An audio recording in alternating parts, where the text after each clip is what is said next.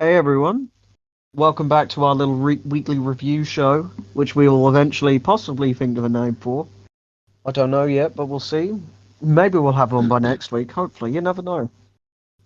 First off, sorry this is a day later than usual. Usually we would try and get it out for a Sunday, but I felt very ill yesterday, so I thought maybe not.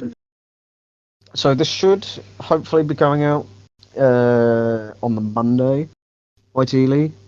Oh, so tomorrow then. So tomorrow, yeah, good. You know what days of the week are.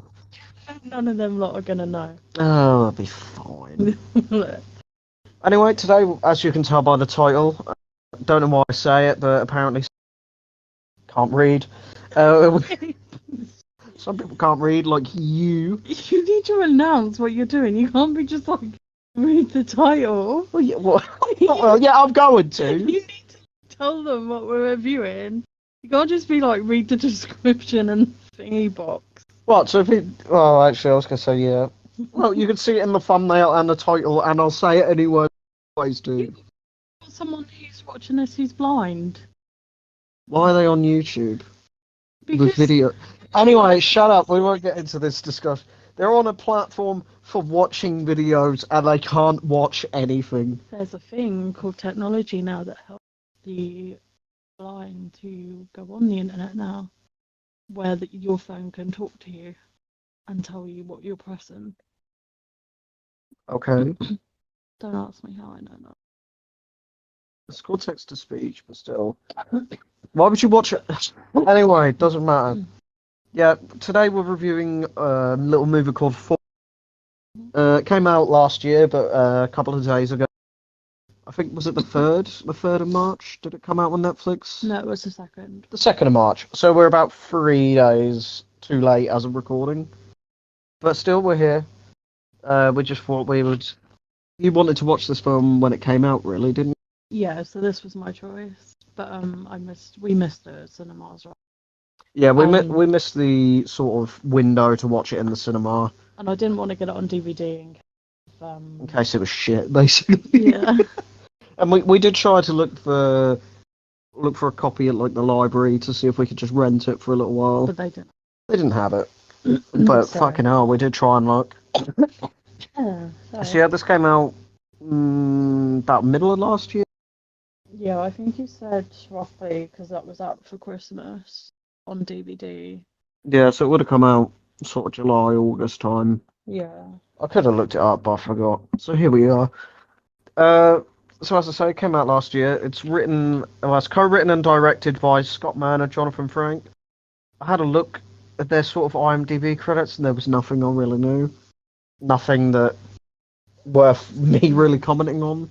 And the thing that I like about this film that it's not a survival thriller. It's not a survival thriller, and So it kind of keeps you on your toes a bit with your mind because you've got to kind of work it out a little bit. yeah, I would definitely say that genre fits it. It's not like whatever the other film we watched, where it was like horror. It's a bit like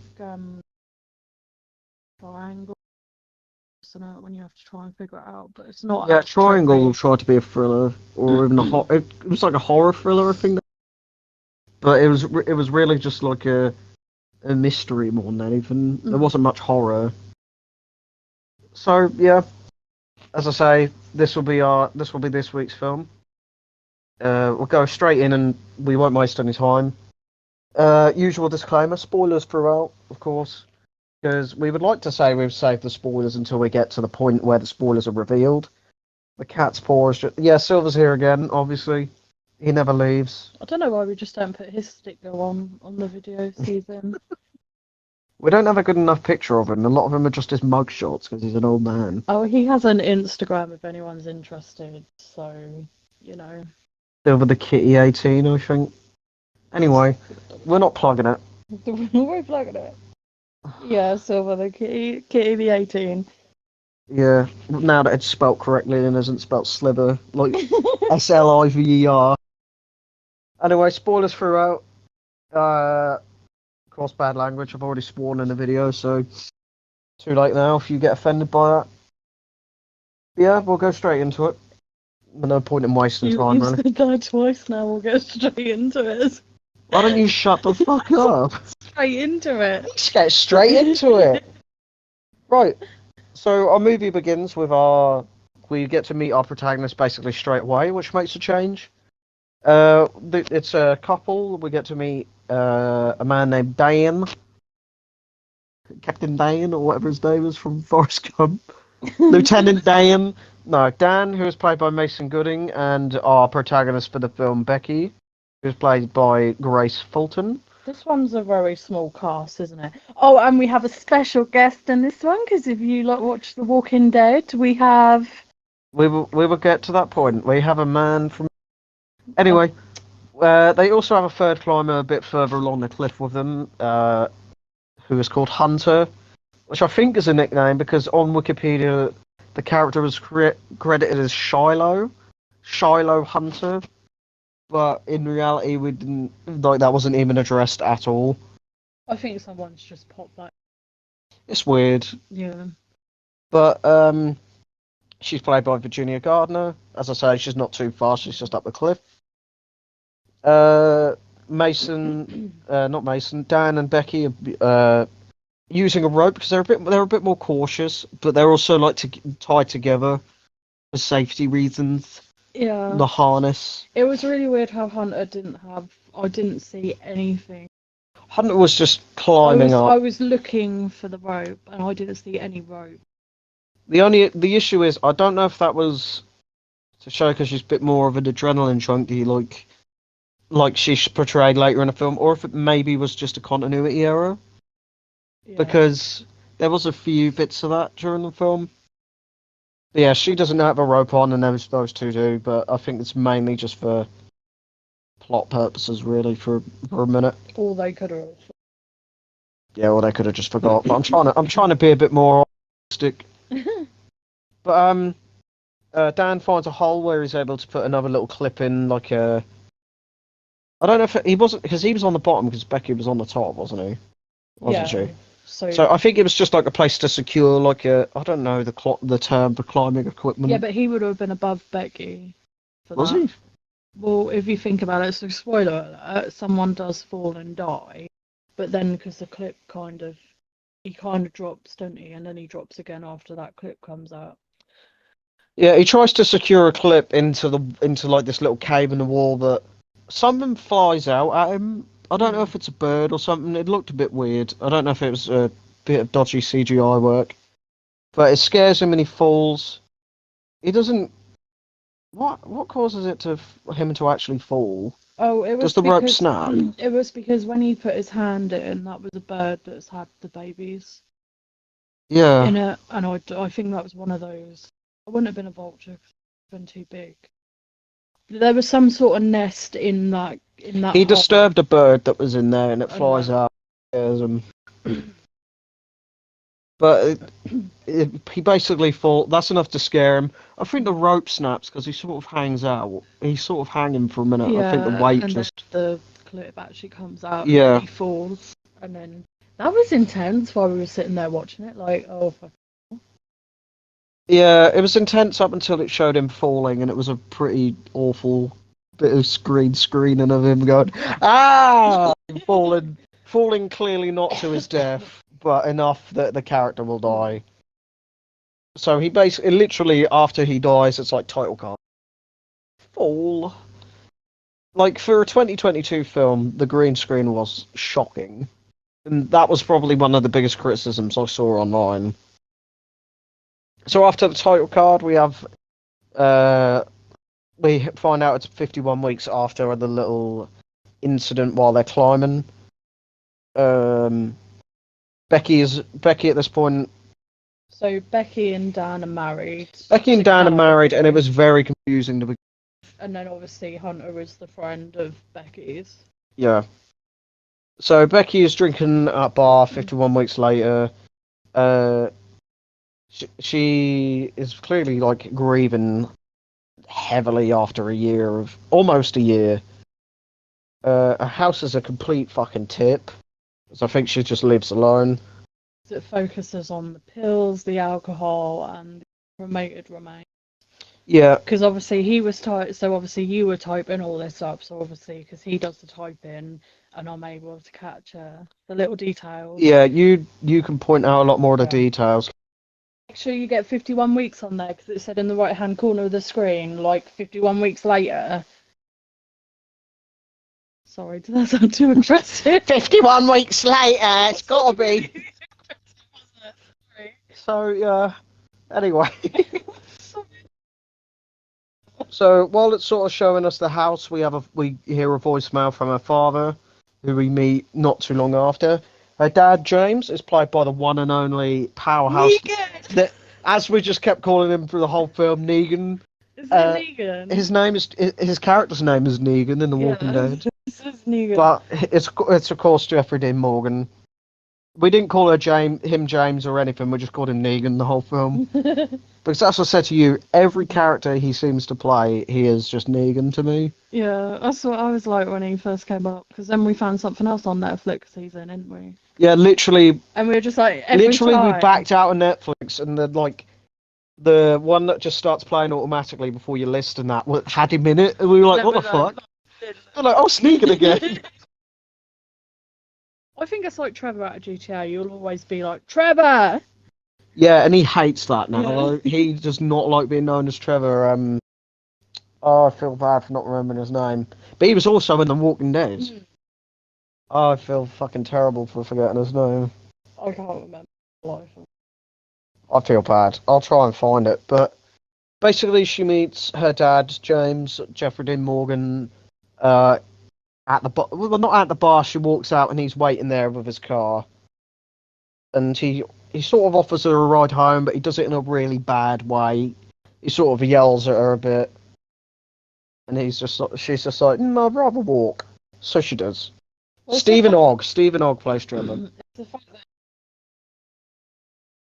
she was going to drink drive as well. Yeah, she was 100% going to drink drive, and he sort of just a bit forcefully stops her from doing it. Excuse me. So she's just sort of like, I'd rather walk, thanks. Which she does. I just want to say now, she does. Like, this film very much wastes Jeffrey Dean Morgan. Like, you've got the cast, which, no offense to them, I haven't heard a lot of what they're in, but you've got this powerhouse, like, major actor from loads of well-known, like, properties. I think he's Supernatural as well. He was in a hospital show that I can't remember the name of, and obviously The Walking Dead, and he's in probably about 10 minutes of this film. At a push. But no, that's fine. I mean, that gives plenty of space for the rest of the cast to obviously show off their skills also. Anyway, side tangent over. She eventually gets back home. We'd sort of skip her walking home, which, from when I was blackout drunk on my Christmas do, not last year but the year before, I basically zigzagged home, so that would have been funny to see. That would have been hilarious, but no, it's dead serious. I mean, it would have been a bit depressing considering the next scene where she gets home and tries to commit suicide with it's with the pills that we saw earlier and the alcohol. It's a nice little callback to be like, remember, these were here. She doesn't just have them out of nowhere. Oh, the cat woke up. But she's interrupted by a call, thankfully, because that would have been a quick film. She's interrupted by a phone call from Hunter, who decides that she's going to come visit. But obviously not to visit. It's so that she can sort of help Becky spread the ashes at last. Because it has been nearly a year. But I think she just needs that kick up the arse, really. Hunter shows her an image of the TV tower, which will be our central location for the film. It's in the middle of the desert. I don't know if it's a real tower or not, but that'd be cool if it is. But, fucking hell, I'll be ordered. Excuse me. And because she's a bit of an adrenaline junkie and a bit of a, I don't know if you call it a gaslighter, Well, it kind of is, because if your friend like didn't want to do something and they were clearly crying and shaking, you wouldn't make them do it, would you? Yeah, she gives a lot of It's a peer bit of pressure. a bully as Yeah, because she's sort of, as we find out later, she's like a YouTube vlogger, like a like an extreme sports or whatever sort of well. Mm. YouTube channel. She tries to make it out as like a oh, this would be a good place to scatter your husband's ashes. Mm. But as we know later on, it is just for her to get a good video. Pretty much. It is pretty much the whole idea for her, really, but she wants to guilt trip her into coming along. So then we have the next morning, and Becky then agrees that they should climb the tower, and they go and climb the tower. Obviously, that's not where the film ends. That's not just it. No, they basically agree to do it, and they head out. A nice little thing is that her dad James tries to ring them, but she sort of declines the call as if to say, like, I just really can't be asked with you. I've just got to get this done.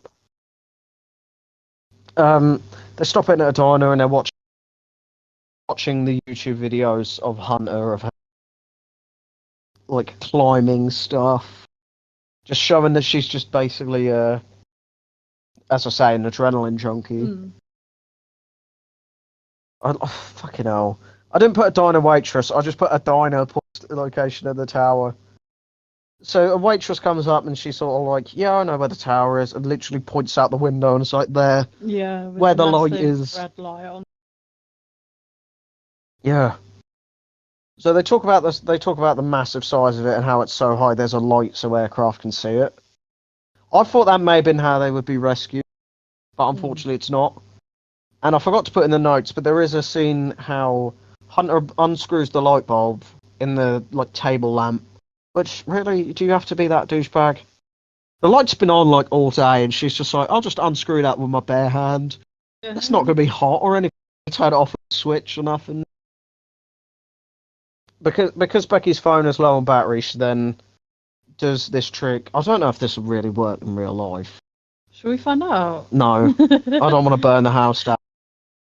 But she puts the plug pins next to like the pins for the light bulb, and somehow it charges the phone. Mm. Is a bit there to be like, oh, okay, that's weird. But it's also just plot. That's exactly the same thing Becky uses later on. Yeah, it's just a plot point that they could just. It's very much just like, oh, do you want to see a trick? Do this. Yeah, cool. We'll see you later in the film when we need to do it again. Just remember the big light bulb. I've lost where I am. Uh, We're at the dock. no, they're at the motel now. They go to the little motel that's like up the road. It's near the tower, but not. Um, Becky has a nightmare where she's covered in blood with in bed with Dan because it's clearly a dream because it's all like bright white. It's all like peaceful, and then she looks down and she's like covered in blood. But yeah, it was weird. It was a weird thing they threw in there. So they leave the motel. Um, sorry. They get in Hunter's truck. Hunter just starts vlogging while she's driving. I'm literally like, what a fucking moron. I said to you, I was like, why would you do that? Like, you're an idiot. But that is for the plot because they almost do get hit by a truck, which there's clearly a road that's well travelled because of the trucks, and that then gets called back to later, which is good. So they drive up this dirt road up to the bottom of the tower. Okay, hell, do you want to read? I'm just yawning. They eventually arrive at a locked gate at the base of the tower. But I'm forced to. Well, it's not the base of a tower because they have to walk like a mile still. They stop near the tower where there's like a dead. I put deer. I thought it was a dog at first, but I don't know if a deer would make sense in the desert. Dead animal. It's not picking you up. It's just a dead animal. I thought it was a dog at first, but then it had hooves, and I'm just like, I don't know. I'll just put deer. Something. It was something with hooves. I'm probably being an idiot. There's probably plenty of deer that live in the desert. It's being pecked at by vultures. Vultures are all over this fucking movie. Yeah. Oh, they are everywhere, and it makes sense because it's about them being stranded. So the vultures like to sit around and wait for a dying animal to die. Hunter just takes a picture of it and posts it on social media. It gets like a couple of hundred likes very quick. What it was like 350. It was like 350 something. But I was just like, how has this social media site let this get put up and haven't taken it down? And they're in the. They're in the middle of the desert, but that is a point that they make, is that they have signal at the bottom but not the top, which comes back later, of course. But I was just so lost with how this, like, I don't know if it was Instagram they used, because they probably didn't get the rights to use that sort of brand. It's probably some knockoff. Yeah, they normally make their own for the. Yeah, they're usually very obvious knockoffs when they clearly can't pay for them. But what kind of social media lets this decomposing dead animal get posted to their fucking, like, feeds and not get taken down? Like, how? It was just weird. So they go up a bit further because it was not far away. They do make the point of pointing out that the tower is the fourth tallest structure in the US, which is just there to be like, remember, it's high up. Okay. Becky begins to get some crazy anxiety and she's sort of second guessing what she said about doing it, which is understandable. So I think Hunter says it's like 1,800 feet high. Yeah. And it's just like, Jesus. She's constantly like pointing out how high this thing is and comparing it. She used it as an excuse for getting her, if you want to say friend, up the tower to beat her fears or whatever. But she's pointing out these facts like she's putting it in a YouTube video. Like, she knows she wants to make content out of it, so she's pointing out all these bullshit Google facts. Somehow Hunter manages to talk her into it, so well done. And they do begin their climb up. I don't know if it was just that first ladder that was 1,800 feet, or if that's the whole tower. But it is just one ladder straight. Fucking hell. One ladder straight up, like nearly all the way. But you have got those dishes like in the middle. They have to kind of climb. They have to climb around it near the top. Yeah, don't they? those dishes. Which, of course, they do come back later on in the story. Bits that's like, oh yeah, remember that. So, it's clearly something that's been out in the desert for a very long time. It's a very old and it's very rusted and corroded. Because it's like the whole thing as they're climbing it, it's just zoomed on it, like constantly shaking, bolts being loose. It's showing like all the infrastructure of what the tower up as very aged and not really suited for someone to climb up. It's like they probably don't even use that tower anymore, but it's like they popped up and they couldn't be bothered to dismantle it, so they were just like... It very much needs destroying. I'm so sorry, everyone, for my fucking yawn. I've got a cat on my lap now. He gives off the chronic fatigue effect. Yeah. But it shows like a chain that's tied to the ground, holding it up, really shaking. And like the bars are clamped together from where they've just got a bit loose. And as you say, bolts are like shaking in the ladder. Yeah, you just see like the thing and you see them slowly unscrewing themselves, and that's like... You're sitting there as a viewer and you're like, it's gonna fucking happen. It's just like, well, yeah, it's gonna happen. As you say. So they eventually get about halfway up and stop for a rest. She needs some water. She needs water. I need a drink. I need a drink. And then Hunter makes another fact about how they've gone and compares it. Like, yeah, they said they got to the height of about, I think, equal or just bigger than the Eiffel Tower. Which is like, bloody hell. Becky's clearly not having fun with it. She sort of looks down and it's just like a void of just red because of the size of the colour of the tower. They do keep going. It sort of happens off screen because we don't need a whole film of people. They get to the top of the first ladder, where there's a platform around it before you have to go to the tippy top. Mm. Tippy top. Becky sort of is really not enjoying. Becky is ready to just go home because of how high up they are already, but Hunter just wants to get to the top. Yeah, she really pressures her, doesn't she? And she's like really kind of, I wouldn't say egg on, but it's some sort of emotional thing there. She's basically manipulating her to go higher because That's it. she needs to spread her husband's ashes and don't let fear conquer her. But Hunter is just at this point I was like, Hunter is not a good person. She was Yeah. very much putting internet views before her friend's mental health. Because this isn't just like Becky going, Hunter, I'm not okay with this. It's like Becky is basically having a fucking panic attack because of how bad it is. Which is fair, I would. But Hunter's sort of like, oh, just sing a nursery rhyme. Just sing a nursery rhyme, make everything better. This Just is what look I up. thought was stupid was the nursery rhymes they sing. They both sing their own nursery rhymes in different parts of the film. But the one that Becky starts singing is Ring a Ring a Rosie, which of course has a line in it famously, if we all fall down. But it's just like, you're an You're idiot. climbing a tower, and that's the first song you can think of. Yeah, just sing any old song, you don't need to worry about it. But why Ring a Ring a Rosies though? I know it's to be like, haha, get it. Says in the title. Hunter just continues pressuring her still, of course. They eventually get to the dishes that you mentioned earlier, of course.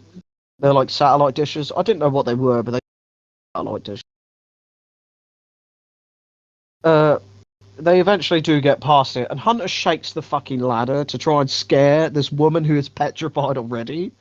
It's just like, fucking hell. And because Hunter foolishly shakes the ladder, some screws fall out that are holding the ladder up. Yeah, that was an intense scene. It's just like, you're an idiot, honestly. But they do eventually make it up that rickety. Hunter did not help to change the situation of. Much, as I say, much against Becky's continuous protest to not. They take some pictures. They take their selfies for the gram. They fly They fly a drone, which is another plot point. But of course, it's just because she's a fucking, oh, I don't know what you influencer. That's the one. And obviously, influencers have their drones because now that they've been invented, you got to put it in every video. I think the thing that annoys me the most is the fact that because she had to get that bloody shot of, and a lot of people do it, didn't they? Do types like that where they literally hang off and they've just got one hand. She basically gets off the little platform and hangs on by one, which is, I don't understand what makes you think that's a good idea. Do you not know what gravity? Did you not remember what happened to friend's husband at the start of the film? And then she also manages to pressure Becky into doing it as well. And she fucking goes for it. Like, oh god, why? She takes pictures of it, it's fucking dumb. So Becky finally, once they've calmed down and Fuckface has got her YouTube stuff. Becky does give a eulogy for Dan before scattering his ashes into the wind. Which, every time I think of that, I think, well, you just need one gust of wind and it's in your mouth. I know they say they'll be with you forever, but like, spicy. But they do that. This is when Hunter sort of gives off a little bit of information, like, about her second sort of agenda, if you wish. Because she starts crying as well, and she's like, "Oh, I didn't know how much it hit me until now." But it's sort of like, oh, that's fine. But watching the rest of the film, it's like there is a second motive, if you wish. There's another part of this story that's not been told. Shocked. You know, Hunter being that type of person. Yeah. Shocking. No. You should have got a drink before we started. Did everyone? You did. Yeah. So they, after giving their eulogy, they do. Becky goes first, which is interesting, considering that she's terrified. If she looks down, she's just going to see emptiness. But the ladder does, of course, buckle, which was gonna it was gonna happen at some point. Of course, it had to happen as they were on their way down. Because they have the harness together, like her husband had at the beginning of the film. All she does is sort of swing out because she's still attached to Hunter, who manages to rope around the pole, so the top connected to the light bulb. Yeah, so luckily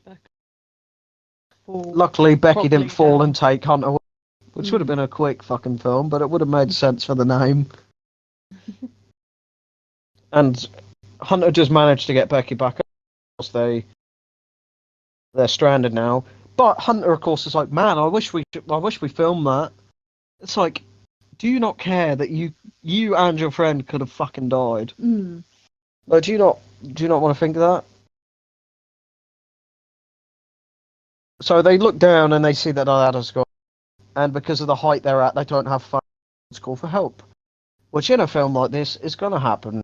It's the same with every horror film. There's no phone signal Normally to call the you'd alert police. someone, wouldn't you, and be like, "Oh, I'm not back in like 4 or 5 hours."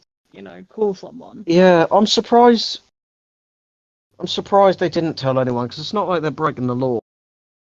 Well, they might be, but still, you'd still be like, "We're gonna go climb the tower." Like, also, Hunter's an be like, "Off to climb the tower." Lol. I don't know what these kind of fucking bullshit Logan Paul-esque fucking people do.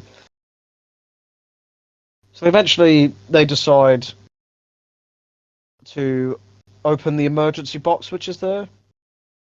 Which is, ask the question, because it's just a tower with a light bulb at the top, why is there a ladder that goes up there anyway? I actually thought that when they opened that box there was going to be a phone, and it was just a flare gun. It was a flare gun and a pair of binoculars. And I was like, one flare, is that it? Yeah, it was literally the flare that was in the gun.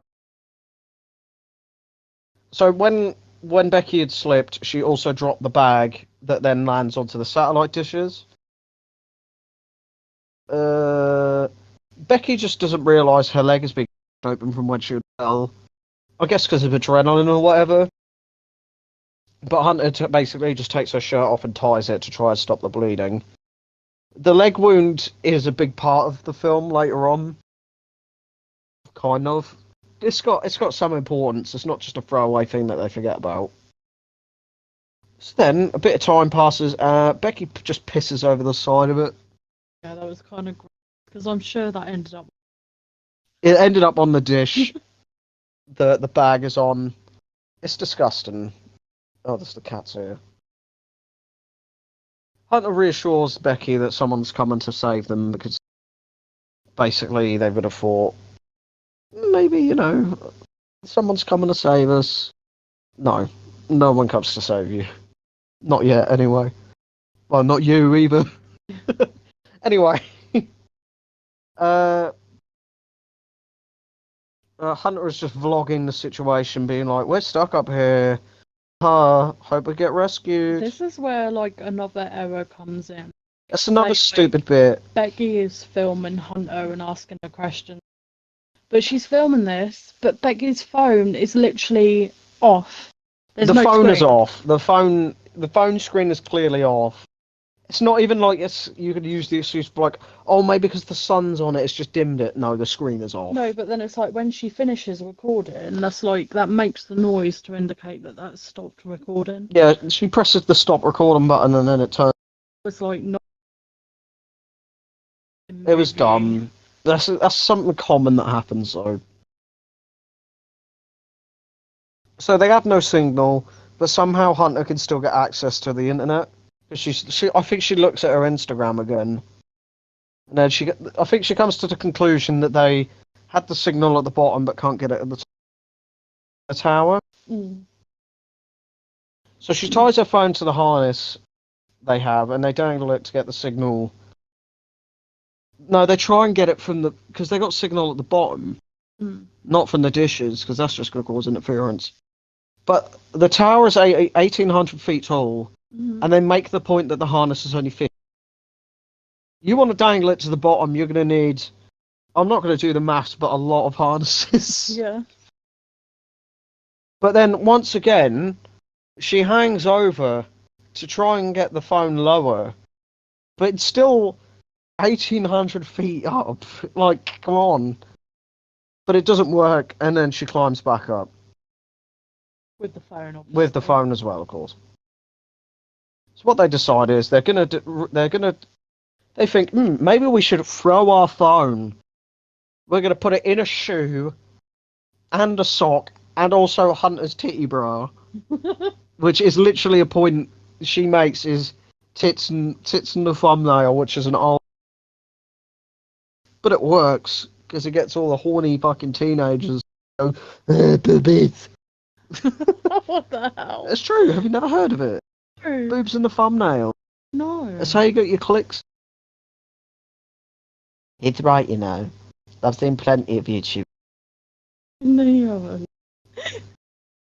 So they put it in like a trainer of Hunters, a sock and a bra, in order to reinforce it, which is fucking dumb. They drop it. They didn't even tie. If they would have tied the shoe up, I think that would have worked. But because they didn't tie the shoelaces, Because the phone is shown outside of the shoe when. Yeah. That if they shoe. I think it would have cracked the shit out of the screen, but I still think it could have worked. So they drop it, of course. Becky then sees a tattoo on Hunter's foot, which she clearly recognises, which is later used in the film for more plot. But, sorry, the cat is either leaving or adjusting himself. I think he's leaving. Are you going for a change? Usually we do a review and then you stick around for it. You gonna have a sniff? It is getting towards this. Oh yeah, it's nearly his dinner time, so fair enough. Alright, we'll see you later. Anyway, I can now actually... I can adjust and get comfortable while we're fucking filming. But, so as I say, Becky spots a tattoo on Hunter's foot, which she recognises for some reason. What did it actually say? Because I could. It was a number. It was like 143 or something. So, yeah, then use the binoculars and they spot a guy. No, they don't use the binoculars. They spot this like random hippie dude coming up. Well, I thought they found the RV first. But Oh yeah, they do spot the RV, and it it's looks like abandoned, but it's basically where him and his friend. So he comes up with his dog, and they're sort of sniffing around for whatever reason. The dog sort of finds the phone and such, but the man is on the phone to someone else, his own. I remember. We see that the phone is smashed as well, which is. I remember Becky taking it as well and literally throwing it around. They basically start throwing shit in order to get the guy to notice.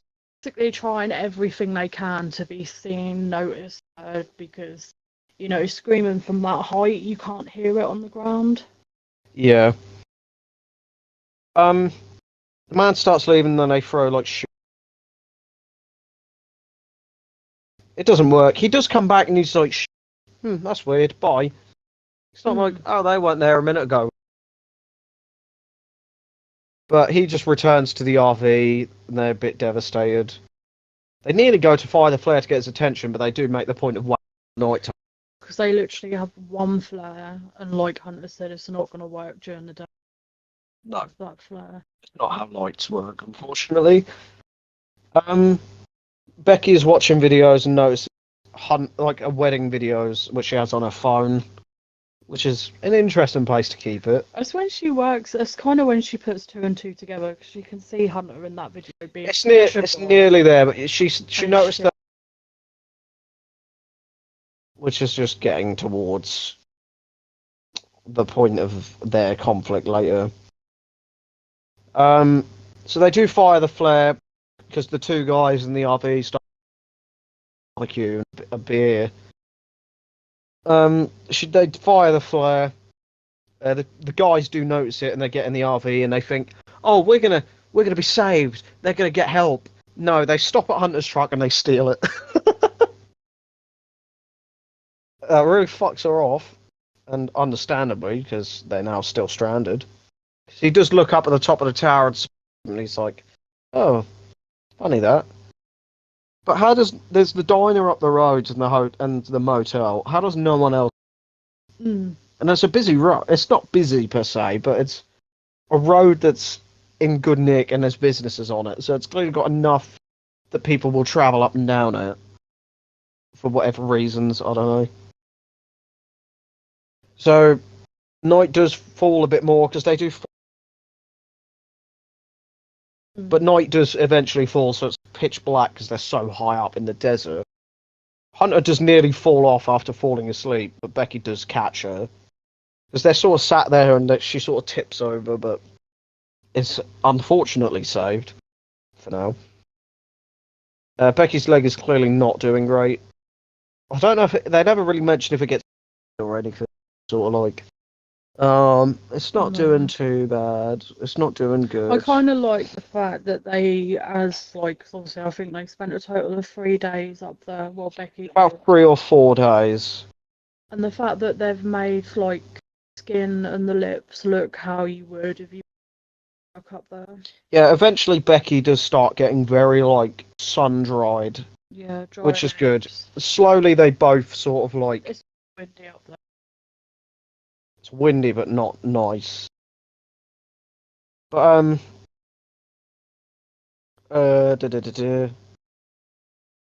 Becky ultimately comes to the conclusion that Dan was cheating on her with Hunter, of course, which because she comes to the conclusion after the tattoo, the wedding video, and Hunter does confirm it as well, saying that she says that they were cheating on. He was cheating on Becky for about 4 months. When is a different question. Could have been when they were dating, married. It must have been when they were dating, because at the wedding, well, she was. But the following morning, Hunter does express her feelings on it, and she does explain why she wasn't there when he died. Basically, say she ran away because she felt bad. But Hunter does admit that it is her fault they're stuck up there, and does show remorse for basically cheating, causing Dan to cheat on her. They do sort of make up for it, but it's the only issue is that whole cheating subplot is not really relevant to the plot, really. Because after this, nothing much really happens following that. Becky's alarm goes off, saying that it's been 24 hours. The phone that's shut. Hunter believes she can lower. Idiot believes she can lower us. Oh, I've just scrolled up. I did that last time. Every time I do the fucking computer as a way to do notes, I'm like, oh, I've just scrolled up and now I've lost it. Well, we thought the computer would be easier. Yeah. So Becky's alarm goes off. Yeah. Hunter just thinks she can lower herself with a rope to where the bag is. She tries and hangs near, but doesn't get there because she sort of hangs. She does detach her buckle from the rope and holds on to, which is a stupid idea because you're going to break your hand with a fucking weight. I think this is the moment where that twist comes in because I said it's nearly there because she does say later on. But no, isn't that the moment I said to you? Because when we were sitting there watching that, I think it's the moment she died. She does make it. She swings onto the dish that has the bag. She sees that the ladder has fallen entirely, so there's no chance.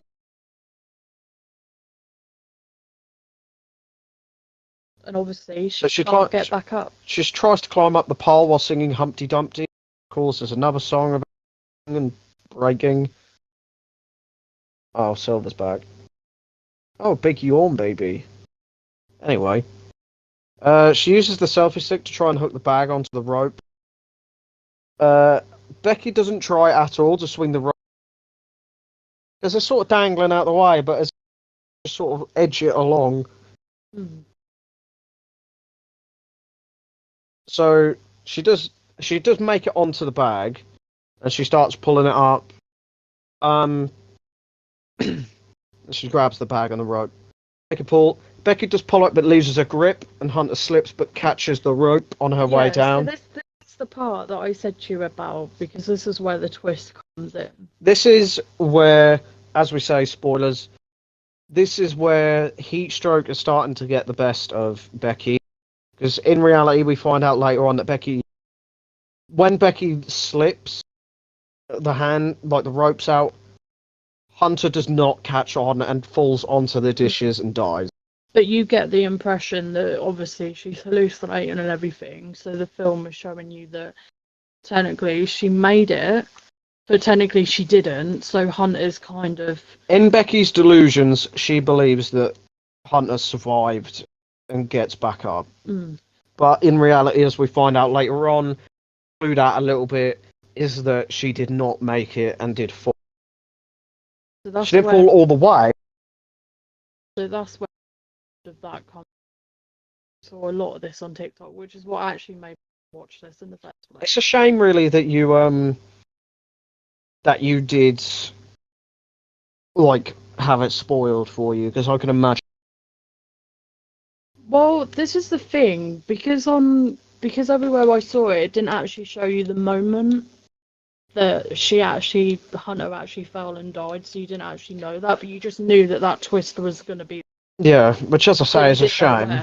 And it was because obviously I knew the twist was going to be there. We watched it, and when we got to that moment, she didn't actually get back up. Yeah. She couldn't have done.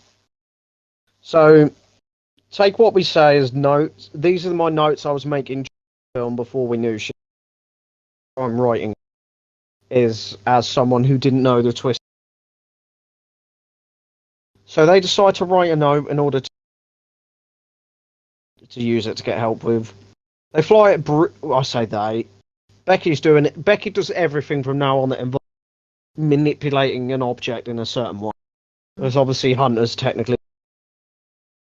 Well, she just isn't there. It's like Becky's trying to get herself through this so she can get off alive. Yeah. Basically, that's the best way to put it. The hallucination of Hunter is Becky's own sort of imagination trying to push her off. Continue. Because also there is some things that Hunter says, like there's a scene where I think Becky drops the bag again or something, and she says to Hunter, like, why didn't you get the bag? And then Hunter didn't really get a chance to say anything, but you knew as a viewer, you knew at that moment that Hunter... Because well, you don't know it there. Logically, you would think she would have done. She has been a bit of a fuckwit all film. So Becky tries to fly the drone out, and its battery is conveniently nearly dead. It didn't take you long, did it, handsome? But night then falls again, so this is 2 of however many. Silver, don't go across the lap. So Becky then wakes up in the middle of the night to find, which now that I'm reading it is a bit of foreshadowing, because she turns on the torch on her phone and she then turns to the left of her and finds a vault. Mm. But it is a nightmare, and she wakes. Technically, in her head, she's still alive. But I think that was foreshadowing of the fact she is dead. That is her. That's almost like her brain isn't burned out from the sun, because her brain is still like she has died. So Becky conveniently remembers Hunter. She climbs to the light bulb, which Hunter says multiple times is hot, but she still just manages to do it just fine. Because these people's hands are made of, apparently. Silver, come on. Hunter sings Cherry Pie, which is which is the ringtone the two of them have in order to help her persevere, which makes a change because the songs they've sung throughout. She succeeds by using her wedding ring in order to sock it, because basically she puts the charger in, but it's not long. But then she sort of like, fuck my husband, he's a piece of shit as well. Well, wouldn't you be if you just found out he or she had cheated? Yeah, so she uses the wedding ring as like. So you got light bulb socket, plug socket, and then. Anyway, a little bit fancy, but yeah. She hangs off the top a good long while because that has to charge it, and obviously the plug is tiny. She's just sort of hanging off it. Vulture's circular still due to her leg, and one of them does swoop at it and pecks at it for a second, which causes her to drop the bag. And as I pointed out here, Hunter does attempt to save the bag. And the bag goes back onto the satellite dish, basically. Yeah, the bag goes back to where it started, which is helpful. The drone is fully charged, but at the end of the day, they've now lost the bag that has the rest of their supplies. So this is now late in the afternoon. Becky has basically given up because it's awful. Becky looks at a photo on her phone, like at the wedding.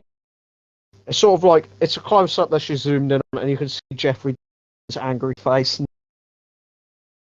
which is basically just him as Negan, or older Negan, because when he was young, chatting shit the entire show, and she sort of realizes, oh, maybe my dad was not trusting Dan. Hunter, the ghost of Hunter or whatever, is just like, why don't you tell me memories that you have? And she reminisces about her childhood.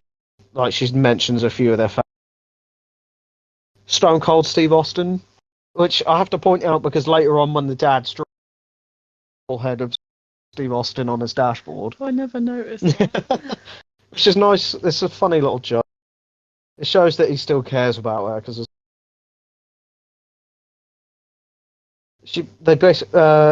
Hunter basically reminds her that it's checkout time at the motel. So Becky flies the drone in order to get, and the drone is hit by. Oh god! And it's the fact the truck driver just gets back in and he's like, the driver gets out and just looks at it, and it's just like he looks at his truck first, but there is a shot of him looking at the drone. He isn't like, maybe I want to go find the owner of that. He's just like, there, fuck it. He just leaves. So it's then later in the evening. Becky is very much, she's very much like done. She's basically dead at this point. A storm is shown approaching them. Was a bit pointless, if I'm honest, because it didn't. Becky is ready to give up and is a bit delusional. Hunter reveals to her he's dead. She's sort of like, I've not been here, right? And it shows that she had fell onto. Vultures are circling and pecking at her body, but fucking hell, excuse me. Yeah, that was a really gross. It was disgusting, but scene. So Becky is just riding out the store. Videos and images of her. That's it for Hunter in this film, mostly, except for one little bit later. Basically, she's out of the film because her mind has now come to a point where she's like, oh, well, she is dead, so the hallucination. She records a little goodbye message for her. He is shown like walking around searching for. The texts aren't going through, which is enough. As if you were being ignored, it would still. Yeah. but that was saying not delivered, like she blocked him or something like that. But he is texting her being like, "I am here for you. Come talk to me whenever you're ready." Morning comes finally, and the storm has passed. Becky is like, she's sort of sat there, as we say, she's very sun dry. She's got no strength in her, but changes in a minute. Vulture lands and starts pecking at her. She ambushes and kills it. She like That was violent and it was gross. I brutal. don't really like that. It was nasty. So she decides to eat this dead vulture raw. Like I still don't understand how she had the strength.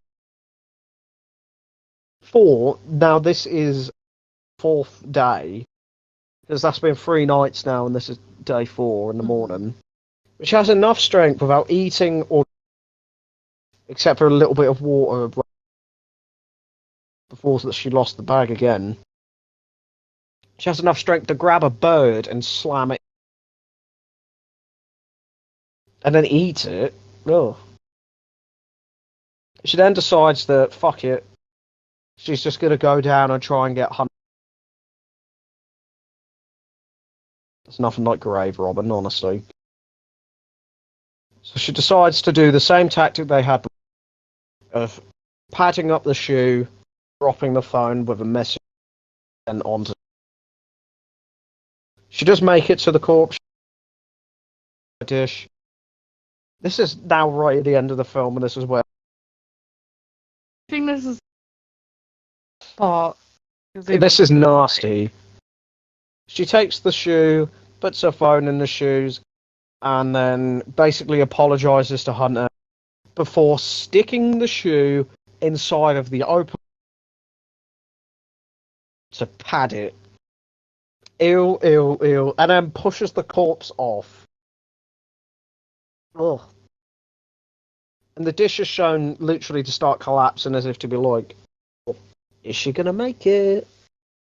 But her dad is then shown racing to the emergency services are surrounding it. It's clear that the message did get through. Poor old Jeffrey Dean Morgan sees a little bag on the, and he's like, "Oh, it's my daughter." Oh, but then Becky's like, "Hello," like this extremely positive, and it's very sad because the two and our movie ends with Becky reciting her husband's. And that okay, that didn't pick that up. The movie ends with her, which I didn't write down, which is great because I probably should have done that, but I couldn't understand. It's just some like life is worth living style quote. And there you go. That's the end of the film. um, general thoughts, really. What were your thoughts? I liked it, but sticking the shoe in her is a bit gross. Much. Yeah, that was disgusting. But I did make a good point of that body is just fallen at 1,800 feet to the ground. They are not putting that in a body. Yeah, we both really enjoyed it.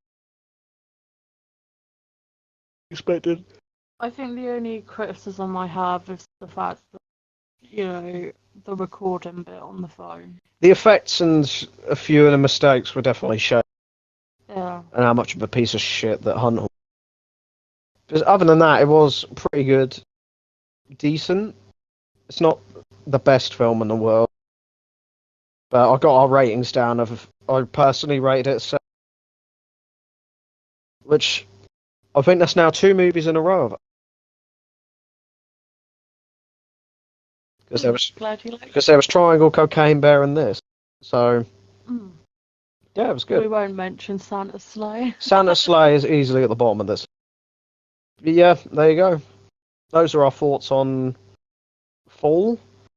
As I say, you can watch it on Netflix, get it on DVD. I don't know. Good for you. Yeah, overall, we enjoyed it. It was a good film. Acting was good. Cinematography was good. There was some really good shots I did enjoy. The effects could have done some work. It definitely seemed like fucking hell, you can tell we're from Norfolk, can't you? Oh, it was definitely like it was like a film that should have come out a long late 2000. Like the CG needed some work, but other than that, yeah, very much enjoyed it. Those have been our thoughts and a little recap of the film for you as usual. I think that's your turn next week to choose one. Yes, my turn. I don't know yet. I want a review, but other than that, I don't know. Well, I'll have a little think about it. So yeah, we'll catch you in the next one.